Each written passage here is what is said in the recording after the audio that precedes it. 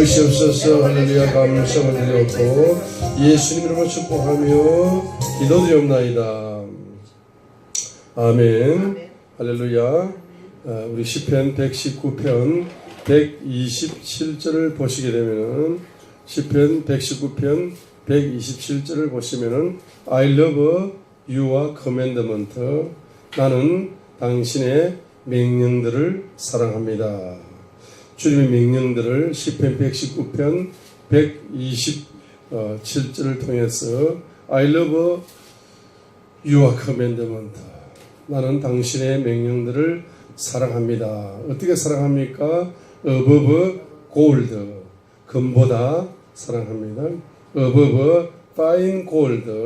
정금보다 더 사랑합니다. 라고 했습니다.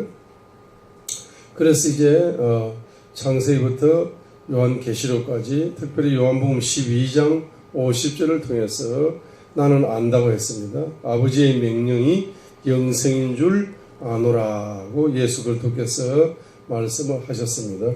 그래서 이제 창세기부터 계시록까지 말씀 또는 선지자를 통해서 들려오는 그 말씀을 명령으로 받게 되면은 요한복음 12장 50절을 통해서 영생을 경험한다 이 말입니다. 영생을 경험한다는 것은 영원한 시간을 경험하는 것이기 때문에 바로 주님의 말씀을 명령으로 받게 되면은 여러분의 영혼 속에 카이로스의 강이 흐른다는 것을 볼 수가 있습니다. 그리고 시편 119편 127절을 통해서 하나님의 말씀을 명령으로 받는데 그걸 금보다 귀한 명령으로 정금보다 귀한 순금보다 귀한 명령의 말씀으로 받게 되면은 바로 그 명령의 말씀 속에서 바로 부요가 금보다 귀한 부요가 가치 있는 금보다 더 가치로운 부요의 열매가 이제 꽃이 피어나고 열매를 맺는다는 것을 보여주고 있습니다. 그래서 주님의 말씀을 명령으로 선지자의 말씀을 예언을 명령으로 받게 되면은 그 명령 속에서는 요한복음 12장 50절을 통해서 카이로스의 강물이 흐르게 되는 것이고 그 말씀을 명령으로 받게 되면은 시편 119편 127절처럼 바로 그 말씀 속에서 금보다 귀한 부요의 꽃이 피고 금보다 귀한 부요의 열매가 창조되어져서 여러분은 그림을 상상할 수가 있습니다. 카이로스의 강물 속에서 부요의 꽃이 피고 카이로스의 강물 속에서 부요의 열매가 열리게 되어지는 것입니다. 그래서 이제 시편 119편 127절을 다른 말로 말하게 되면 부요 조폐공사다 이름을 지을 수가 있습니다. 아담이 각 생물의 이름을 지었는데 여러분이 원죄가 들어오기 전에 아담은 각 생물의 이름을 창작하는 은사가 죄가 없었을 때 바로 열린 은사입니다. 저와 여러분들이 원죄를 회개하시어 주님의 보혈 속에서 원죄가 분해되어져서 과거 영계가 활짝활짝 열리게 되면 바로 여러분에게 열리는 은사 중에서 가장 1번으로 열리는 은사 중에 하나가 이름을 지어내는 은사다 이 말입니다. 그래서 이름을 어떻게 지었습니까? 시편 119편 127절을 볼 때에 이름을 지어낼 수가 있습니다. 주님의 말씀을 명령으로 받게 되면 그 명령을 왜 받습니까? 금보다 귀하고 정금보다 귀한 것이 주님의 명령이다 라고 그렇게 받는 믿음으로 받게 되면은 바로 그 명령으로 받은 말씀, 그 말씀을 믿고 그 말씀을 순종해 나가게 되면은 어떻게 됩니까? 그 말씀 속에서 부요의 꽃이 피고 부요의 열매가 열리기 때문에 바로 그 시편 119편 127절은 부요 조폐공사다라고 이름을 지을 수가 있습니다. 여러분은 부요 조폐공사를 여러분이 소유하게 되면 대한민국 정부의 2018년 예산이 430조입니다. 430조 그 주식회사의 회장님이 대통령이죠. 회장님이 제일 좋아하는 최고 마음에 드는 인간을 한국조폐공사 회장으로 앉힌다 이 말이에요. 대한민국 주식회사가 돌아가려면은 돈 찍어내는 데서 돈을 잘 찍어내야 돌아갈 수 있어요. 제일 중요한 데가 한국조폐공사가 대한민국 정부에서 올 때 제일 중요한 자리입니다.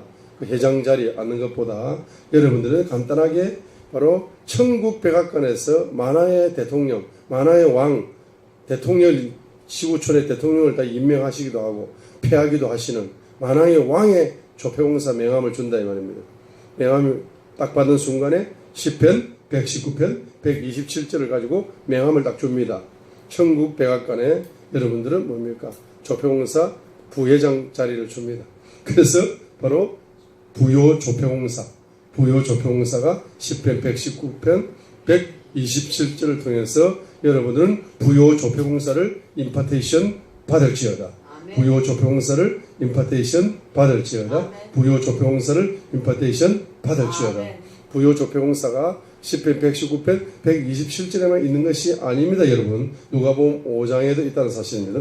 누가복음 5장에 보게 되면 여기에 밤이 맞도록 말입니다. 그물을 집어 던졌지만은 빈손이었어요. 시몬 베드로가. 그래서 이제 너무너무 힘들어 가지고 있는데 그 배를 예수님께서 신학조를 좀 빌려달라 그럽니다. 월세 임대료도 받지 않고 월세도 받지 않고 그냥 건물을 그냥 빌딩을 그냥 기도원으로 그냥 10년을 쓰시든 20년을 쓰시든 30년을 쓰시든 천국 갈 때까지 그냥 이 빌딩을 그냥 원장님 소유라고 생각하시고 그냥 쓰시라고 이렇게 하면서 누가 시몬 베드로가 보면 배를 신학조로 월세도 받지 않고 빌려줬습니다.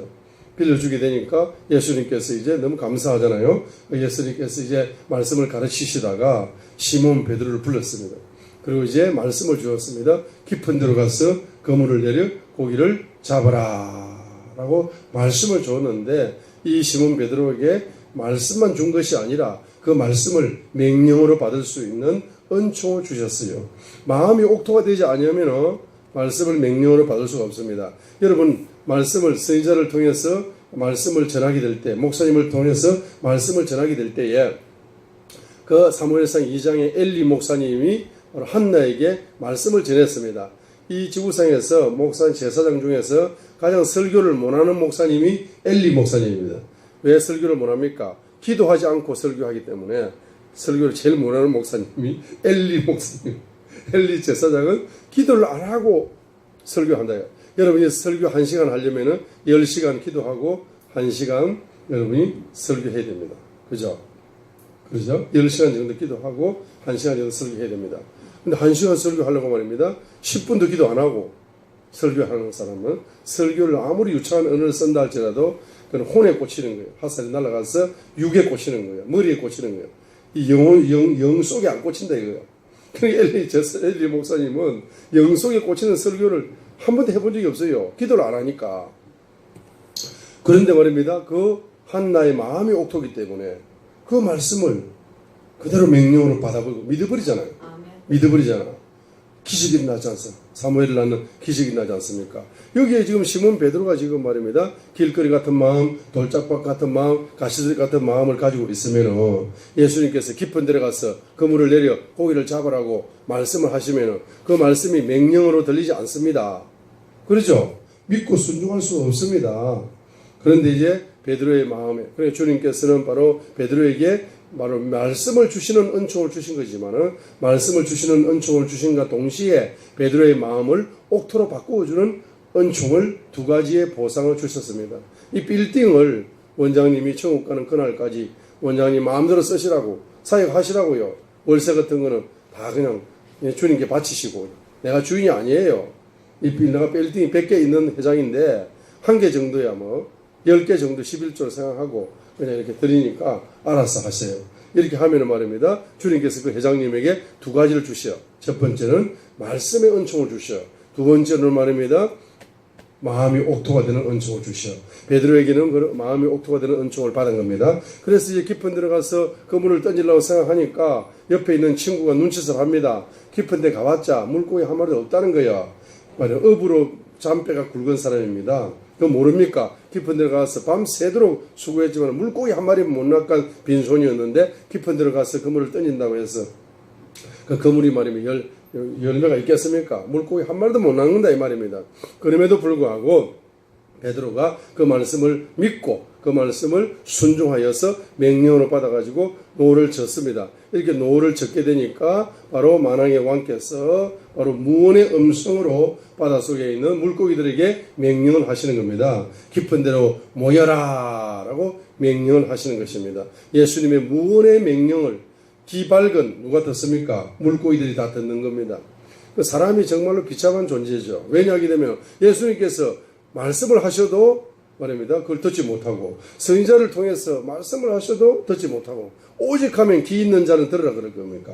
그 만왕의 왕인 예수님께서 말입니다. 바로 바닷속에 있는 물고기들에게 무언의 명령을 하셔도 물고기들은 귀가 밝아가지고 그대로 순종하여 깊은 데로 몰려들고 있는 겁니다. 그래서 노를 깊은 데로 노를 저으면 저을수록 그 명령을 순종하면 순종하여 가서 깊은 데로 이제 점점점 가면 갈수록 저 흩어져 있는 물고기들이 깊은 데로 점점 모여온다 이 말입니다. 그리하여서 이제 그물이 씌어지도록 많은 무엇을 체험했습니까? 부요의 꽃이 피고 부요의 열매를 경험했던 베드로의 모습을 볼 수가 있습니다. 그래서 제가 지금 서론으로 이런 말씀을 몇 10분 동안이나 서론을 이런 말씀을 드립니다.